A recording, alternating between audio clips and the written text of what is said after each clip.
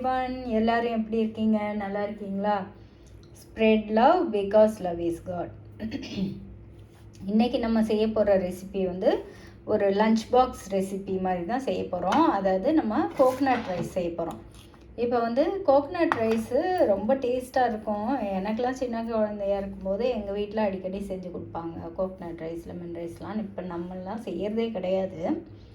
ஆனால் அது செஞ்சு கொடுத்து விடுறது வந்து குழந்தைங்களுக்கு ரொம்ப நல்லது. இப்போ கோகனட் ரைஸ் செய்கிறதுக்கு நான் வந்து ஒரு கப் பச்சரிசி எடுத்துருக்கேன். பச்சரிசின்னா இது வந்து சாப்பிட்றதுக்கு நம்ம யூஸ் பண்ணுவோம்ல, அந்த இதுதான் ரா ரைஸ், அதுதான் எடுத்திருக்கேன். இப்போ பாருங்கள், ஒருத்தவங்க கூட என்கிட்ட கேட்டாங்க பச்சரிசினா என்ன, புழுங்கல் அரிசினா என்னன்னு ஒரு கேர்ள் கேட்டாங்க. பச்சரிசிங்கிறது இப்போ இந்த பேடி ஃபீல்ட்லேருந்து என்னன்னு சொல்லுவோம், நெல்லை கொண்டுட்டு வந்து அதை அப்படியே எதுவும் பாயில் பண்ணாமல் இது பண்ணாமல் மெஷினில் வந்து உரித்து அந்த இதை எடுப்பாங்க ரைஸை, அதுதான் பச்சை. இது புழுங்கரிசிங்கிறது வந்து இங்கிலீஷில் பார்பாயில் ரைஸ். பார்பாயில் ரைஸ்னால் இந்த பேடி ஃபீல்ட்லேருந்து அந்த நெல்லை கொண்டு வந்து அதை வந்து வீட்லையோ அங்கே ஃபேக்ட்ரியிலையோ அதை நல்லா பாயில் பண்ணுவாங்க. பாயில் பண்ணிவிட்டு சன்னில் வந்து அதை ஸ்ப்ரெட் பண்ணி காய வைப்பாங்க. நல்லா பாயில் பண்ணி காய வச்சு அப்புறம் மெஷினில் கொண்டு போய் கொடுத்து அதை வந்து உரித்து அதுலேருந்து ரைஸ் எடுப்பாங்க, பாலிஷ் பண்ணி ரைஸ் எடுப்பாங்க. அதனால அந்த மாதிரி இதுக்கெல்லாம் லஞ்ச் பாக்ஸுக்கெல்லாம் ப்ரிப்பேர் பண்ணுற ரைஸை தான் கட்டு சாதம்னு சொல்கிறது. அந்த மாதிரி ரைஸ்க்கெல்லாம் நம்ம மோஸ்ட்லி எப்போதுமே பச்சரிசி, அதாவது ரா ரைஸ் தான் யூஸ் பண்ணுவோம். ஸோ நம்ம வந்து சாமிக்கு கோயிலில் படைக்கிறது எல்லாமே இந்த ரா ரைஸ் தான். ஏன்னா அது பாயில் பண்ணிடுறதுனால அது குக்டு மாதிரி, அதனால் அதை யூஸ் பண்ண மாட்டாங்க சாமிக்கெல்லாம். இந்த பச்சரிசியை தான் நம்ம படையலுக்கு, சாமிக்கு சக்கரை சாதம் அது இது எல்லாம் செய்கிறதும் இதில் தான் செய்வோம். கட்டு சாதம், அதாவது லஞ்ச் பாக்ஸ் ரெசிபிஸ் எல்லாமே இதில் தான் செய்வோம். ஸோ இப்போ நான் வந்து 1 கப் ரைஸ் எடுத்துருக்கேன். இதை வாஷ் பண்ணிவிட்டு 10 மினிட்ஸ் சோக் பண்ண போகிறேன்.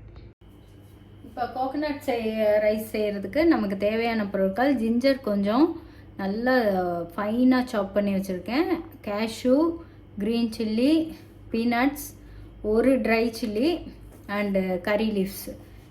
இதோட நமக்கு சனாதால், இது கடுகு, உளுத்தம்பருப்பு, கடலைப்பருப்பு, அதோட கோகனட், திருவினா கோகனட், இதெல்லாம் தேவைப்படும். இப்போ ஒரு கடாய் அடுப்பில் வச்சுருக்கேன். அடுப்பில் வச்சு அதை சூடு பண்ணிக்கலாம்.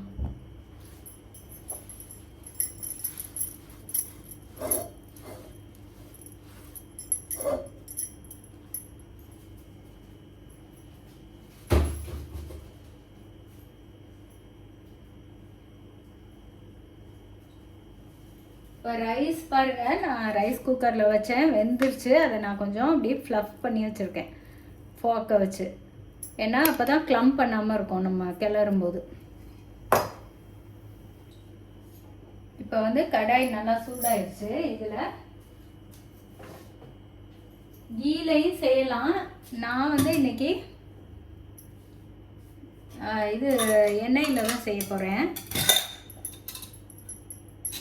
ஸோ ஒரு தாளிப்பு கொடுக்கறதுக்கு ஒரு இது பார்த்திங்களா, இது வந்து டீஸ்பூன், சின்ன ஸ்பூன். ஸோ அதில் 3 ஸ்பூன் ஊற்றிக்கிறேன்.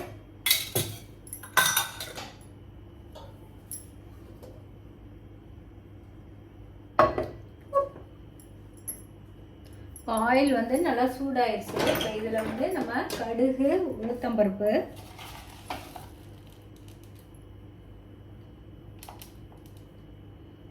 இது ரெண்டும் சேர்த்து வச்சுருக்கேன், அதனால் முதல்ல போடுறேன். உளுந்து அப்புறம் நான் தனியாகவும் போடுறேன். இப்போ கடுகு பொரிஞ்சதுக்கப்புறம் தான் நம்ம உளுந்து போட போகிறோம். இந்த பாருங்கள், 1 ஸ்பூன் உளுந்து. இப்போ கடுகு பொரிஞ்சிருச்சு. நம்ம இதிலே உளுத்தம்பருப்பு போடலாம்.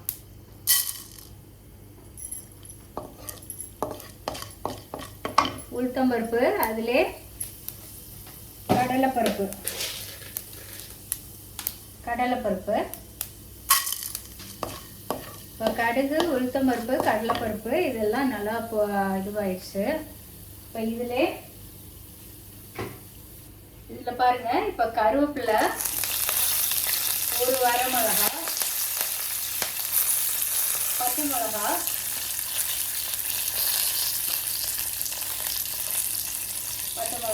இதெல்லாம் போட்டோம். இஞ்சி,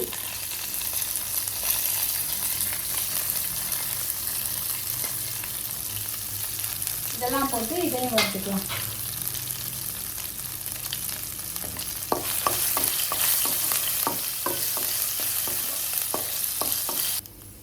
இப்போ பாருங்கள், ஓரளவு கறி லீஃப், வரமிளகா, பச்சை மிளகாலாம் கொஞ்சம் ஃப்ரை ஆகிடுச்சு. இப்போ வந்து கேஷ்யூ நட் அண்ட் பீனட் ரெண்டுத்தையுமே போட்டுக்கலாம்.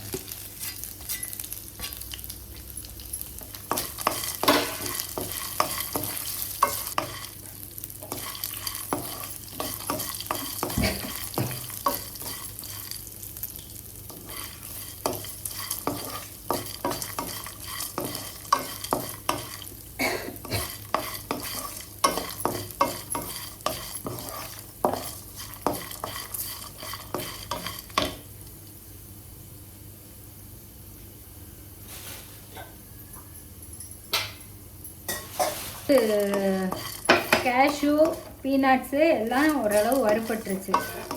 இப்போ இதிலே நான் வந்து இந்த கப்பில் 1 கப் ரைஸுன்னா அதில் அரை கப் நான் கோகோனட், இது வந்து கிரேட்டட் கோகோனட். ஆனால் இப்படி இருக்குது என்னன்னு பார்த்தீங்கன்னா, இது வந்து ஃப்ரீசரில் இருந்துச்சு. இப்போ தான் நான் கொஞ்சம் நேரத்துக்கு முன்னாடி தான் வெளியில் எடுத்து வச்சேன், அதனால் இப்படி இருக்குது. ஸோ இப்போ இதை நம்ம போட்டு இது வந்து கொஞ்சம் நல்லா கலர் மாறுற வரைக்கும் இதை வறுத்துக்கணும்.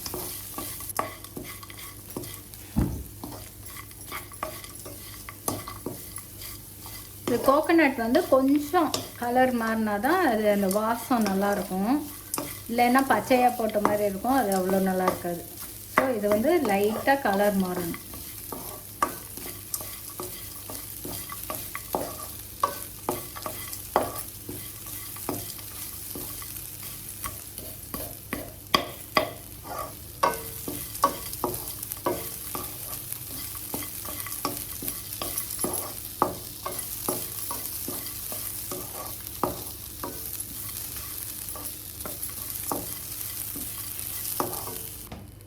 இதுக்கு வந்து நீங்கள் வாழைக்காய் வறுவல், அப்புறம் கோவக்காய் வறுவல், எக்கு ஃப்ரை கூட வச்சு சாப்பிடலாம். வாழைக்காய் வறுவல், கோவக்காய் வறுவல், வெண்டைக்காய் வறுவல், இந்த மாதிரி இதெல்லாம் வச்சு சாப்பிடலாம்.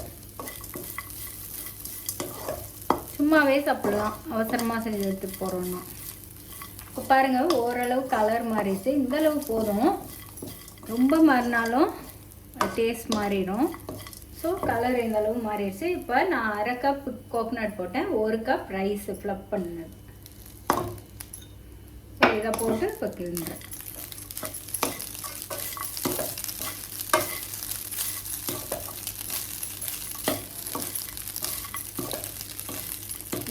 இதிலே இப்போ வந்து தாளிக்கும் போதே பெருங்காயத்தூள் போடுவாங்க. நான் போடலை, என்கிட்ட இல்லை. பெருங்காயத்தூள்லாம் முடிஞ்சிருச்சு, வாங்கணும். அதனால நான் போடலை.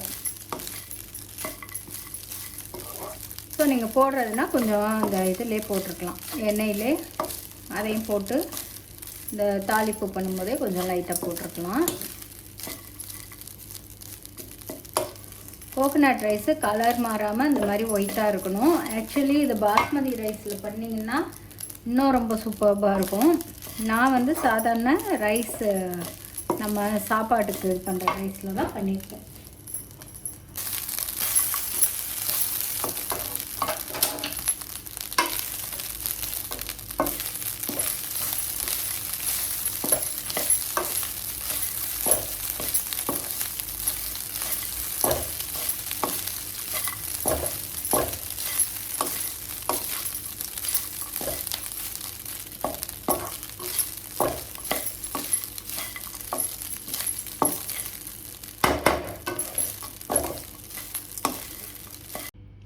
இப்போ பாருங்கள், எல்லாம் போட்டோம். லாஸ்ட்டில் ஹிமாலயன் பிங்க் சால்ட் ஒரு 1/2 டீஸ்பூன் போட்டு முதல்ல மிக்ஸ் பண்ணி பார்ப்போம். அப்புறம் பத்தலைன்னா போட்டுக்கலாம், 1/2 ஸ்பூன் போதும். ஏன்னா 1 கப் ரைஸ் 1/2 கப் கோக்னட் போட்டிருக்கோம். அதுக்கு 1/2 ஸ்பூன் சால்ட்டு போட்டு மிக்ஸ் பண்ணியாச்சு. Now our delicious coconut rice is ready. நான் சாப்பிட்டு பார்த்து எப்படி இருக்குன்னு சொல்கிறேன். இப்போ நம்ம ரைஸ் வந்து ரெடியாக இருக்குது, கோக்னட் ரைஸ். நான் இப்போ சாப்பிட்டு பார்த்து எப்படி இருக்குன்னு சொல்கிறேன்.